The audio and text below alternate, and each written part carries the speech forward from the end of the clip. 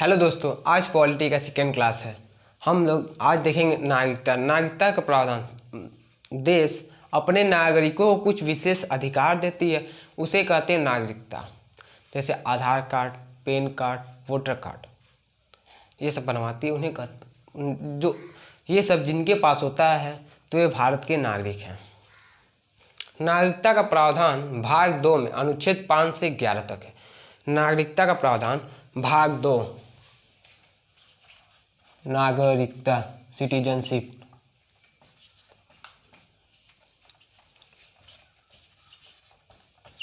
भाग 2 अनुच्छेद 5 से 11, 5 से 11 समझ जाएगा।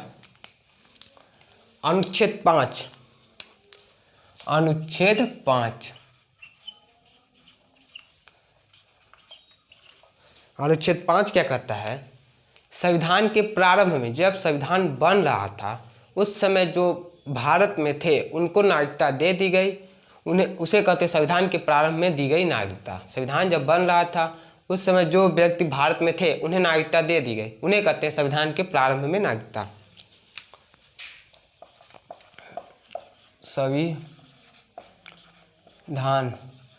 के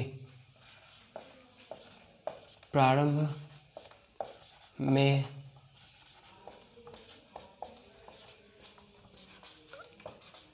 नागरिकता। अनुच्छेद 5। अनुच्छेद 6 क्या कहता है? अनुच्छेद 6 कहता है पाकिस्तान से भारत आए हुए लोगों की नागरिकता, अगर वे संविधान बन रहा था उस समय आ गए उनको नागरिकता दे दी जाए, और उसके बाद आए उनको 7 वर्ष तक इंतजार करना होगा। ये हम बता देंगे, इसके बाद हम बता देंगे जो उसके बाद आएगा उसको कितने समय तक इंतजार करना हो, किसका जानकार होना चाहिए।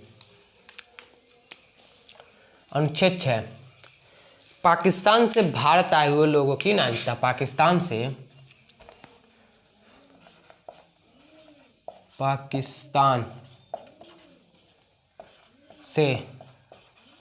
भारत आए हुए लोगों की नागरिकता। अनुच्छेद 6 कहता है पाकिस्तान से भारत आए हुए लोगों की नागरिकता। अनुच्छेद 7 कहता है स्वतंत्रता के बाद जब भारत का विभाजन हुआ तो अंग्रेज के जिनको भारत में रहना भारत में रहें, जिनको पाकिस्तान में रहना पाकिस्तान में रहें। कुछ लोग थे जो कि भारत से पाकिस्तान चले गए, लेकिन उन्हें पाकिस्तान अच्छा नहीं लगा तो वे भारत आ गए फिर से। तो उनको कब तक नागरिकता दे दी जाएगी? स्वतंत्रता के बाद भारत से पाकिस्तान में गए, परंतु संविधान बनने से पहले अगर वो आ गए तो उनको नागरिकता दे दी जाएगी। अनुच्छेद 7 में स्वतंत्रता के बाद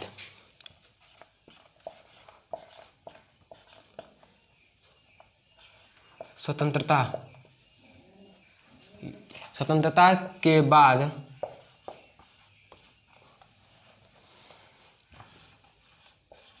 भारत से पाकिस्तान गए, फिर घूम करके भारत आ गए, तो उनको नागरिकता कब तक दे दी जाए? स्वतंत्रता के बाद। जो भारत से पाकिस्तान गए फिर पाकिस्तान से भारत आ गए तो संविधान बनने से पहले अगर वो भारत आ गए तो उनको नागरिकता दे दी जाएगी। अनुच्छेद 8 क्या कहता है?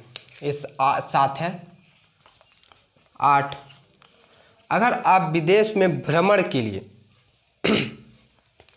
अगर आप विदेश में भ्रमण के लिए, घूमने के लिए, वही भ्रमण और घूमने के लिए गए, चिकित्सा के लिए गए, पढ़ने के लिए गए, तो आपकी नागरिकता समाप्त नहीं होगी। विदेश घूमने के लिए, विदेश में घूमने के लिए, पढ़ने के लिए, या तो चिकित्सा इलाज के लिए, तो नागरिकता समाप्त नहीं होगी। अगर आप चाहें, आप सोचें कि हम विदेश में ही रह जा रहे हैं और यहाँ की नागरिकता ले रहे हैं, तो अनुच्छेद 9 कहता है अगर आप विदेश की नागरिकता लेंगे तो यहाँ की नागरिकता आप गंवा देंगे। अनुच्छेद 9 भी कहता है अगर आप कहीं विदेश की नागरिकता लिए तो यहाँ की नागरिकता समाप्त हो जाएगी। विदेश की नागरिकता लेने पर यहाँ की नागरिकता समाप्त। विदेश की नागरिकता लेने पर यहाँ की नागरिकता समाप्त। अनुच्छेद 10 क्या कहता है? अनुच्छेद 10 कहता है नागरिकता का बना रहना जब तक आप कोई अन्यथा कार्य न करें। नागरिकता का बना रहना जब तक आप कोई अन्यथा कार्य न करें। अन्यथा कार्य का क्या होता है, मतलब जैसे भारत और पाकिस्तान में युद्ध हुआ, अब पाकिस्तान जिंदाबाद का नारा लगाएं तो आपकी नागरिकता समाप्त हो जाएगी। अगर आपकी किसी नेता ऊपर कोई गलत काम कर दिए तो उससे नागरिकता भी समाप्त हो जाएगी आपकी। मैं उसके ऊपर थूक दिए, कुछ भी कर दिए तो उससे भी आपकी नागरिकता समाप्त हो जाएगी। वो कहेंगे भारत का नागरिक नहीं है, ये पागल है। अनुच्छेद 10 कहता है अगर आप कोई अन्यथा कार्य करेंगे तो आपकी नागरिकता समाप्त हो जाएगी। 10 अन्यथा कार्य करने पर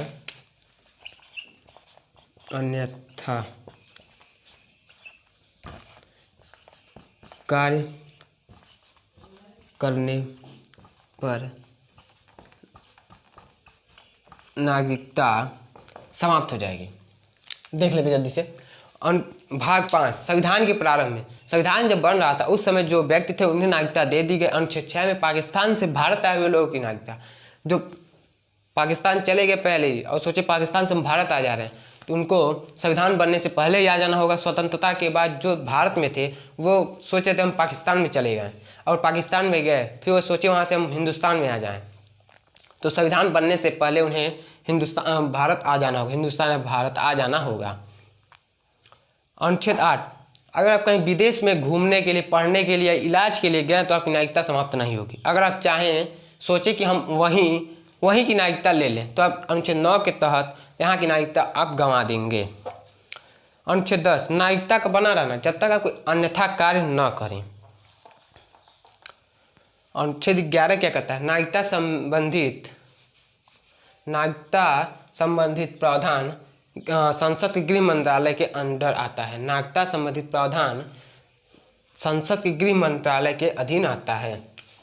11 नागरिकता संबंधित प्रावधान संसद के गृह मंत्रालय के अधीन आता है।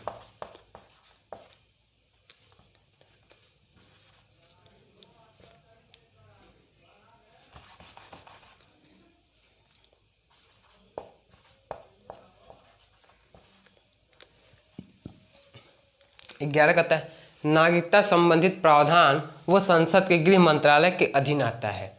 अब इसके बाद देखेंगे हम लोग नागरिकता प्राप्त करने की विधि के आधार पर। अगर किसी का जन्म भारत में हुआ है उसको नागरिकता दे दी जाए, उसके माता पिता भारतीय हो जन्म के आधार पर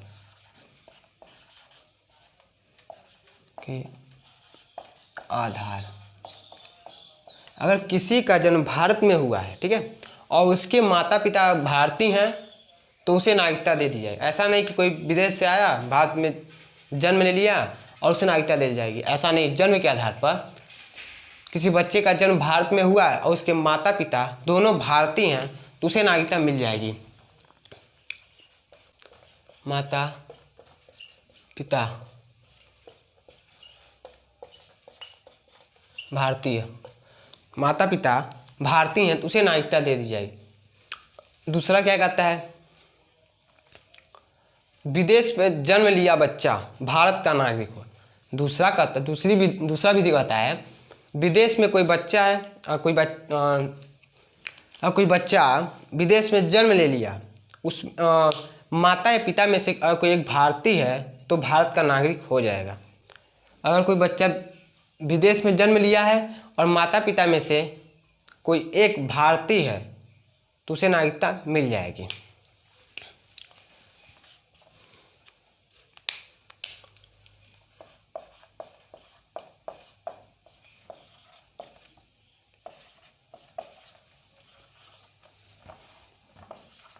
माता पिता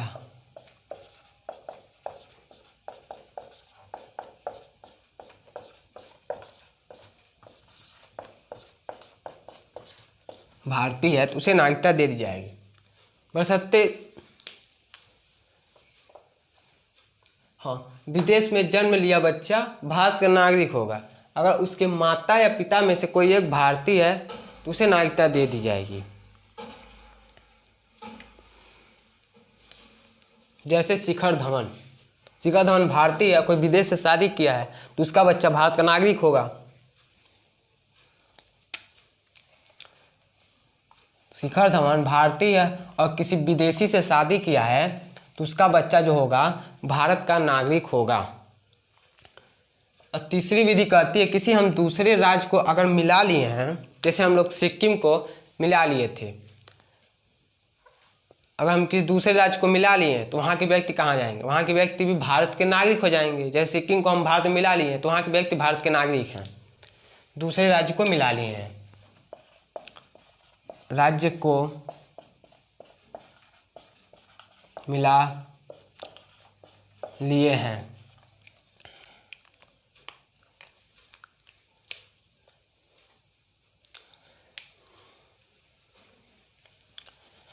चौथी विधि कहती वैश्वीकरण क्या है? अगर कोई आया, ठीक है, भारत में आया, 7 वर्ष आया और वो भारत में शादी कर लिया तो उसे 7 वर्ष तक इंतजार करना होगा तो उसे नागरिकता मिल जाएगी। समझ लीजिए ऐसे अगर कोई भारत आया, पाकिस्तान से भारत आया और कोई भारतीय लड़की से शादी कर लिया तो ऐसा नहीं तुरंत उसे नागरिकता मिल जाएगी, तुरंत नहीं मिलेगी, उसको 7 साल तक इंतजार करना होगा। जैसे आप अगर अमेरिका में जाएंगे तो अमेरिका में किसी लड़की से शादी कर लेंगे तो वहाँ पर तुरंत ही नागरिकता मिल जाती है, लेकिन भारत में ऐसा नहीं है, 7 साल तक आपको इंतजार करना होगा।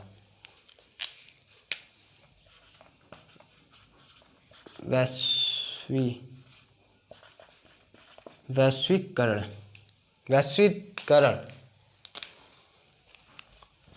विवाह के 7 साल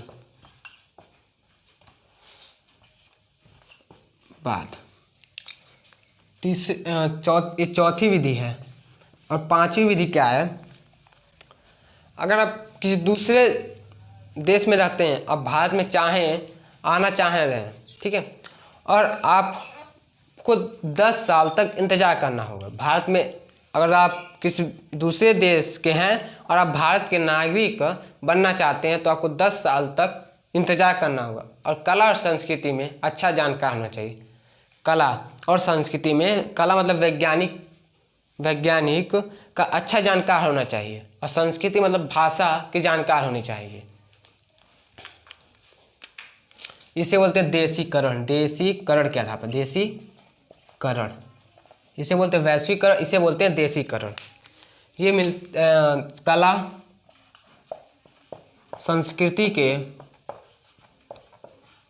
अच्छे जानकार होने चाहिए, अच्छे जानकार। इसमें कितने वर्ष तक इंतजार करना हो? इसमें आपको 10 वर्ष तक इंतजार करना होगा।